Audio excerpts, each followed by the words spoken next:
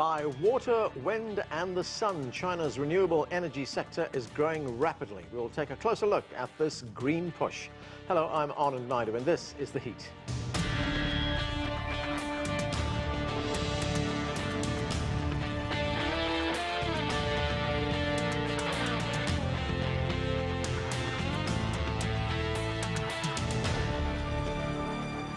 China is driving fast towards an ecological civilization. In 2012, the term was written in the Chinese constitution as a framework for the country's environmental policies. The use of renewable sources of energy is growing in China, and as one city shows, cars burning fossil fuel might soon be in the rearview mirror. The city of Shenzhen, arguably the Silicon Valley of China, is home to some of the world's most tech-savvy cabs. After 13 years behind the wheel of Shenzhen's taxis, cabbie Chiu Qiwu swapped his gas-guzzling car for a fully electric one.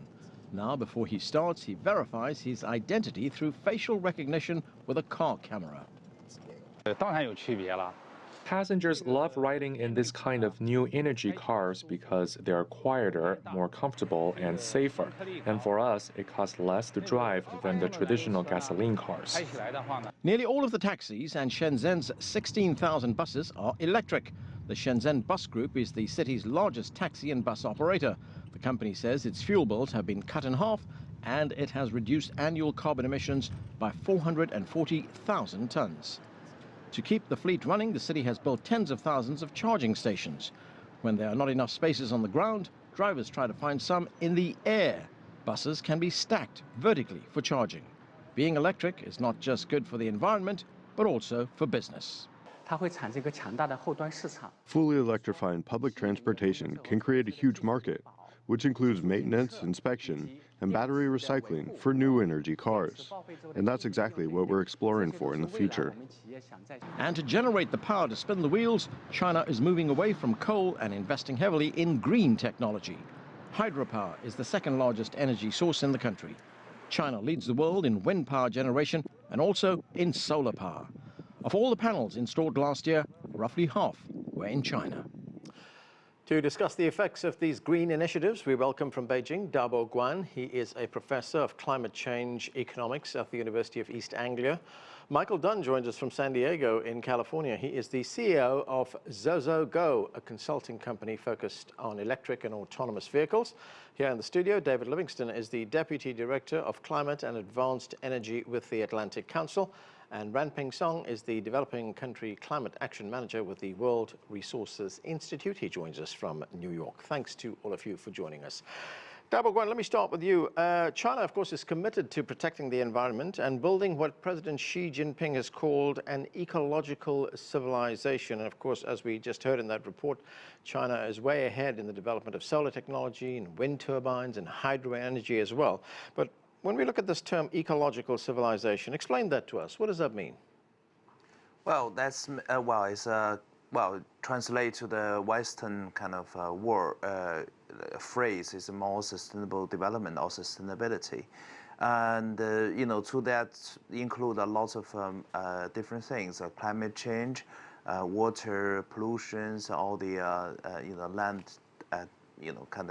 Lifestyle changes as well. So it's all include. This is an ecological civilization. From the climate change, in particular related to today's topic on the electrifications in China, electric cars make some contributions to climate change. As you said, they help saving some of the CO2 emission generations from the electric car, from the end of pipe gas, generations. But if we, account from a full life cycle perspective, because China is still burning a lot, about 70% of the Chinese electricities are from coal power plants. Electric cars help save a lot of air pollutants, but they save less of the CO2 emissions if we count from how much the electricity they burned, which the electricity coming from coal power plants, they generate from the coal power plants. So this is the one of the well, not downside, but it's kind of improvement we need to do in the future. Michael Dunne, when we look at Chinese investment in heavy in electric vehicles, as we just saw in that report, all the taxis in the city of Shenzhen, all the buses in that city are electric. This is a heavily industrialized city in southwestern China. How big an impact does that have on the environment? It's actually enormous. I just came from Shenzhen last week, in fact, and it's quite remarkable to see all taxis on the road are electric powered, all the buses are electric powered. And in the global race for leadership in electric vehicles, China is the undisputed leader. I mean, last year, China produced 60% of total electric vehicles made globally. And by 2025, expectations are that China will be producing 5 million electric vehicles a year. That would account for more than half of all vehicles around the world. So China definitely has taken the lead in electric vehicles. And every time you put an electric vehicle on the road, your tailpipe emissions go to zero. And that's important for cities in China in particular that are trying to reduce pollution in the air.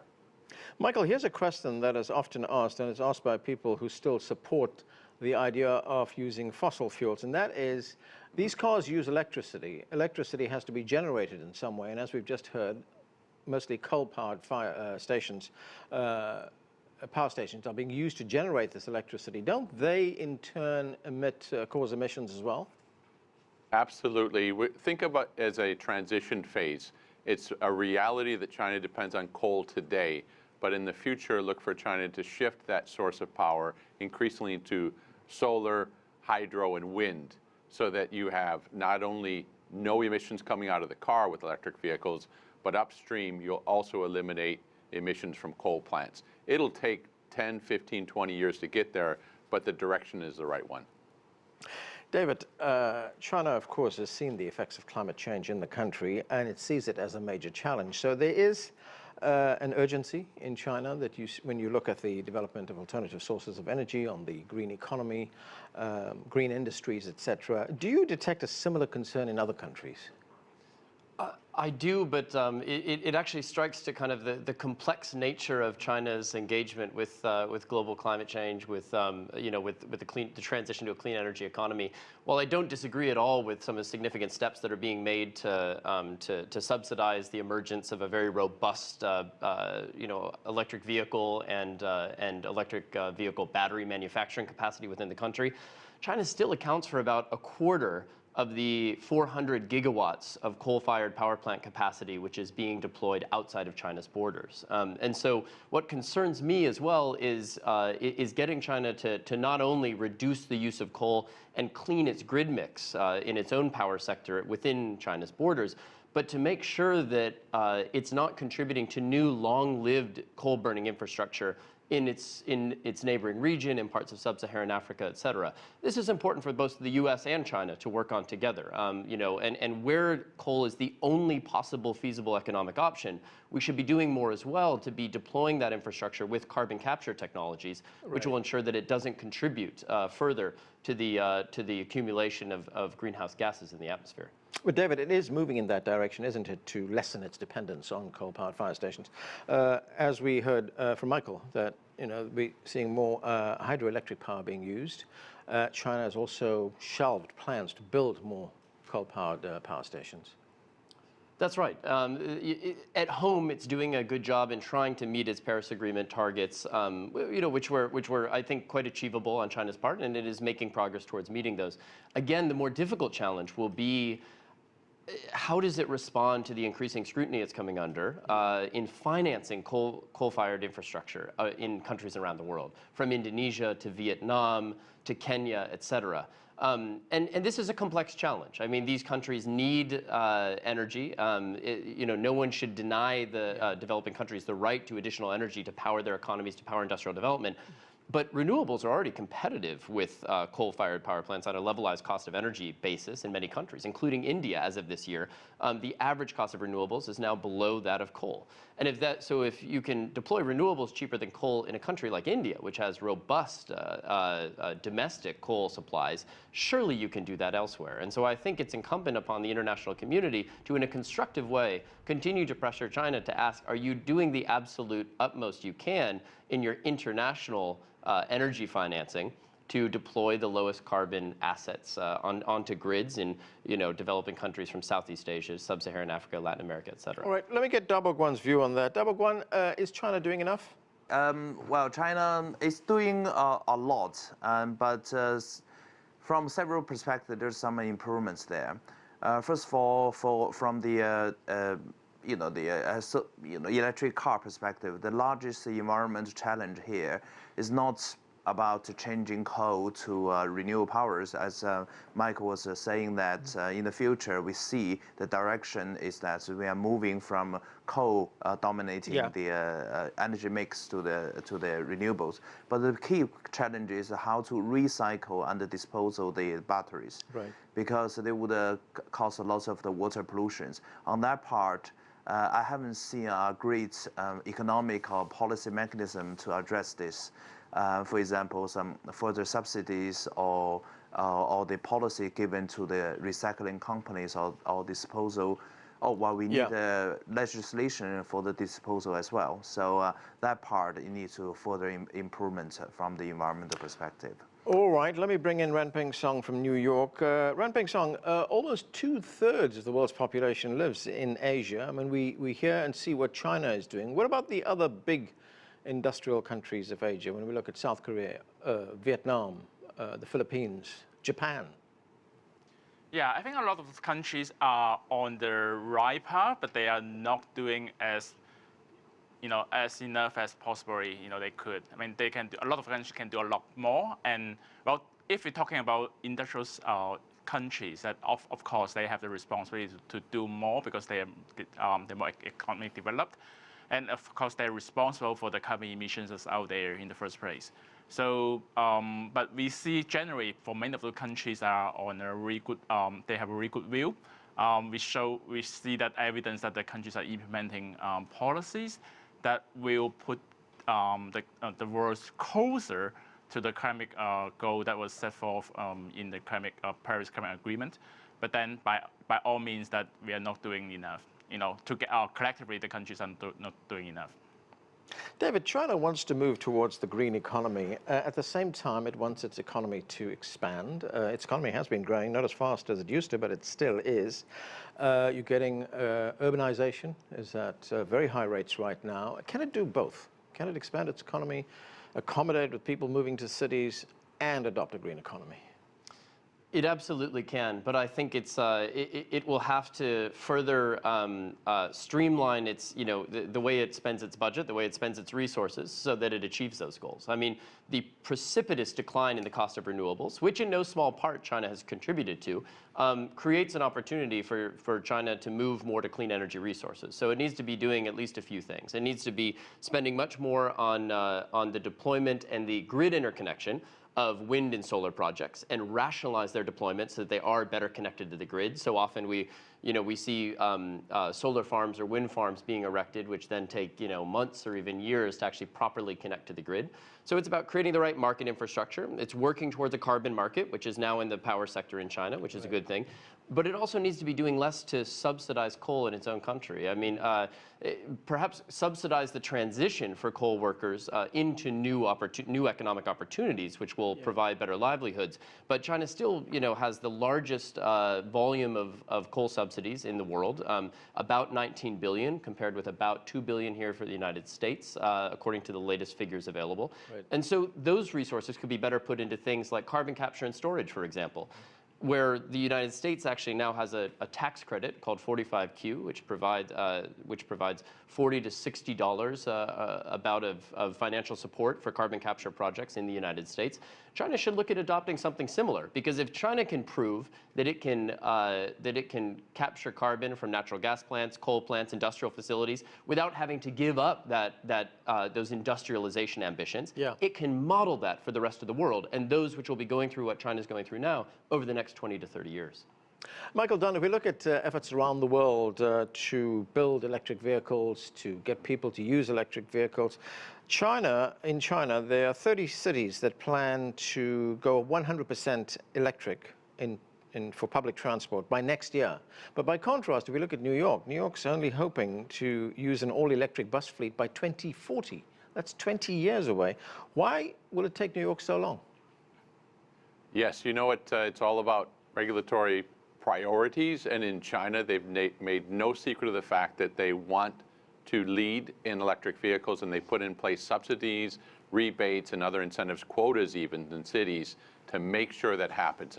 Most significant among those policies is this year, automakers themselves are required to make electric or hydrogen vehicles account for 10% of their total sales. So if you're an automaker and you want to grow in China, you must sell electric or hydrogen vehicles. No other country in the world has such aggressive policies.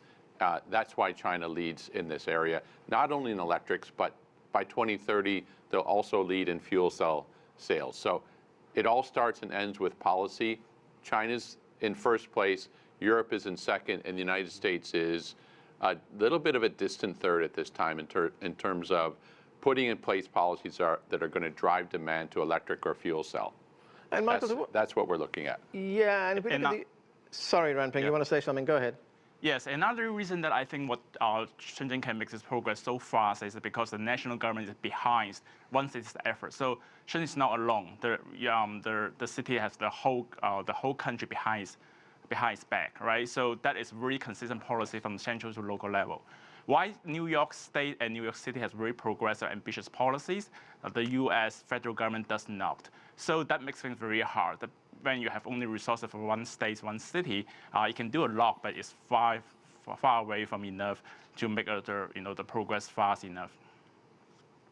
Michael, the point I was going to make there, of course, the other issue in the United States, the other obstacle to some extent, is that it has a very strong and powerful fossil fuels lobby. That's a reality, and think about it. The United States has been building gasoline-powered, diesel-powered vehicles for more than 100 years. There's lots of entrenched interests and companies supporting that business.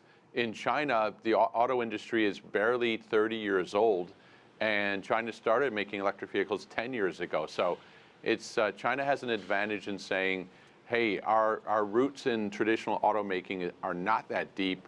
We can pivot more quickly and more easily to new energies. And that helps China, for sure.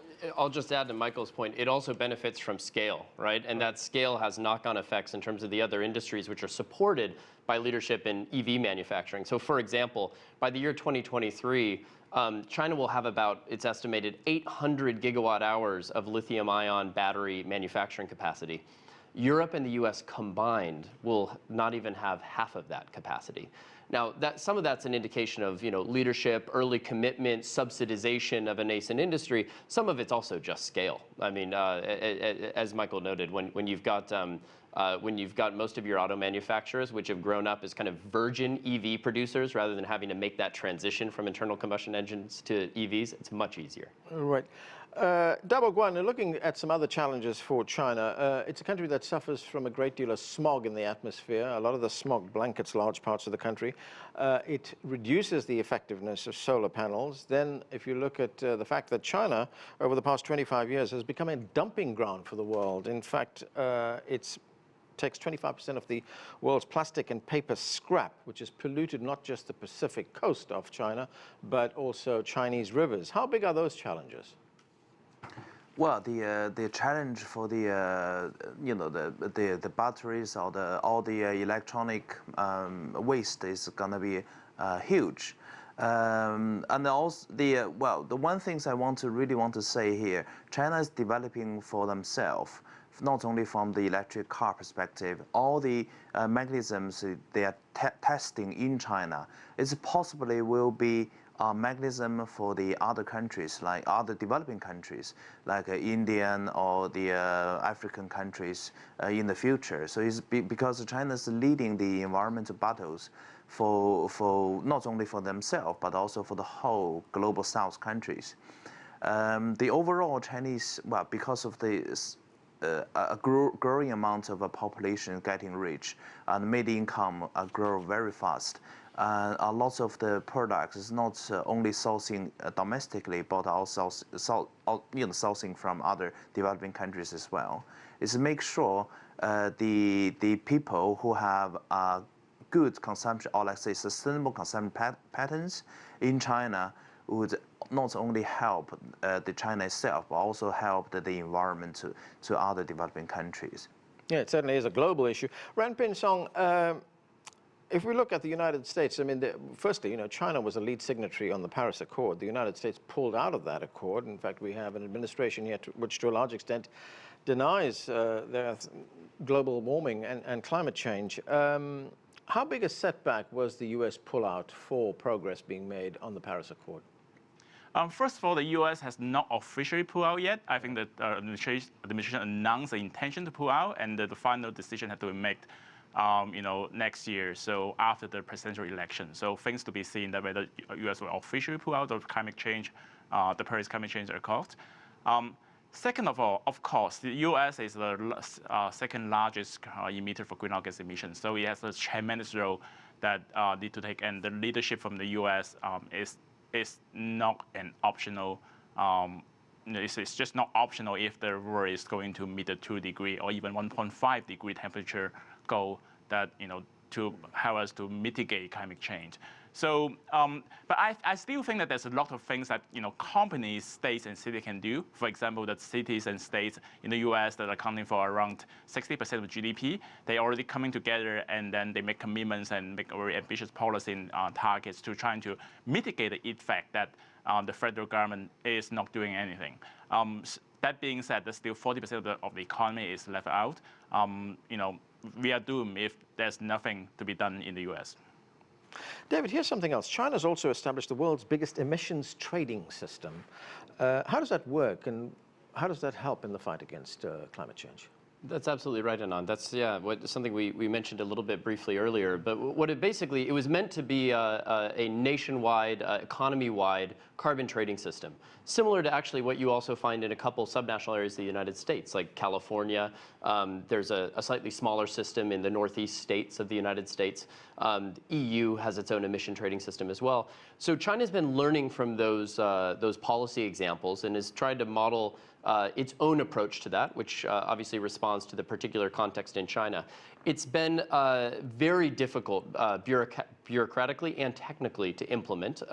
Understandably so. It's a large country. It's never done this before, to the point where what they've been able to do is have an emissions trading system for the power sector, which covers about 1,700 different utilities and other power trading firms.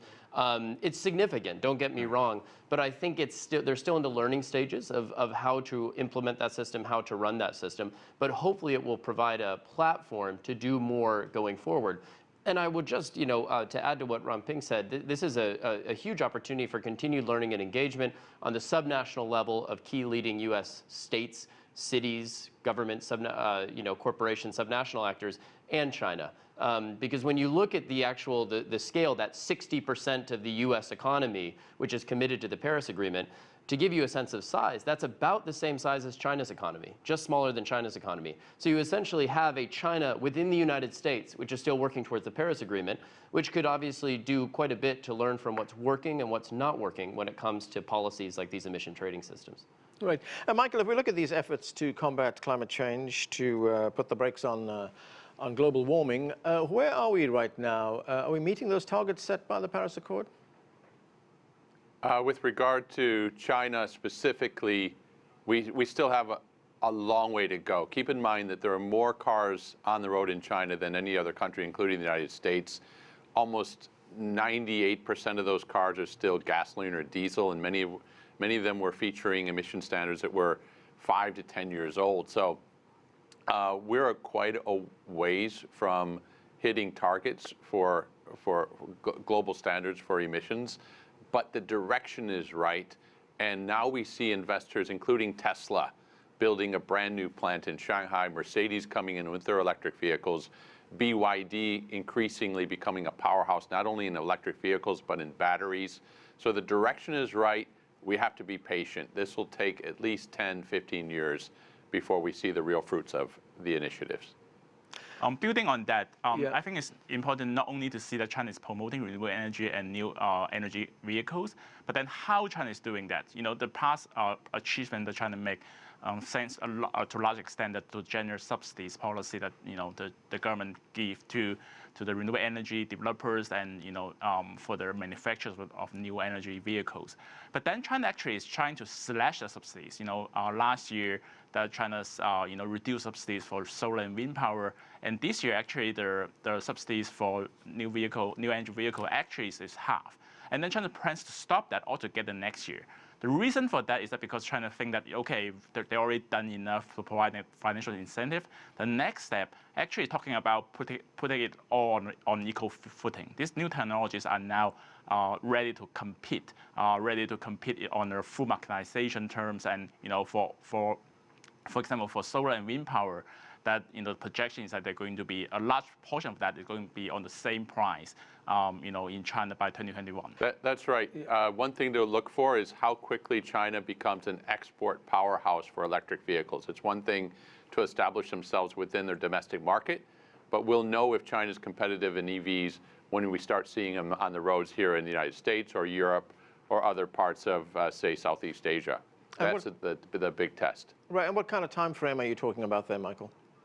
Chinese automakers are already on the books saying they'll have electric vehicles on the road in the United States within the next 5 years. So that's something to watch also in Europe within the next 3 to 5 years. It'll be a big test of perceived quality and delivery and service, but the ambition is there for sure. Yeah, it's not far away. Dabo Guan, I have one final point, and this is a vital question. You wrote a paper which got a lot of attention online and will probably get a lot of attention on this program as well, saying that the world's beer supply is being threatened by climate change. Explain that to us. Right, that is basically the lifestyle.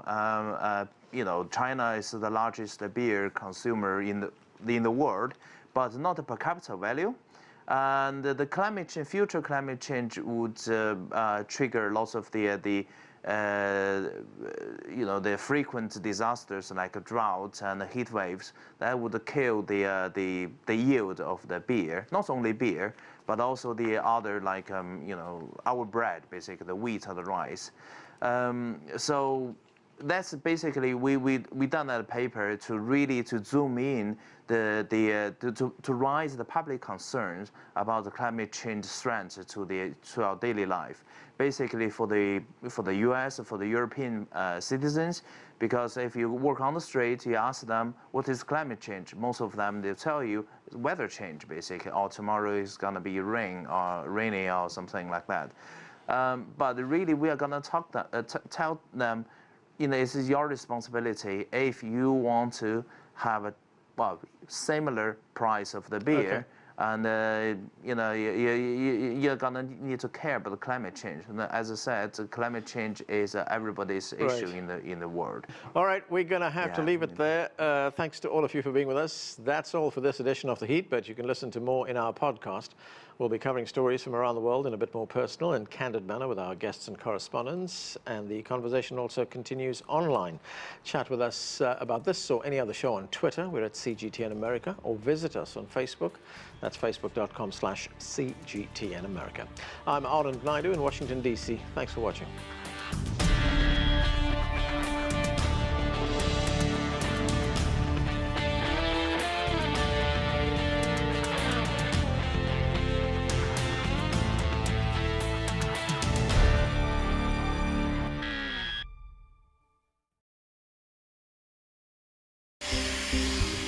Border wall with Mexico is affecting lives across the Americas. It also remains a very divisive issue. the answer to the wall is that is not the solution, that the wall, it is the symbol of hate. We need to put troops on the ground, boots on the ground, and close the border now till we can deal with the amount of illegals we already have. We go to both sides of the border to hear many perspectives. This week on America's Now.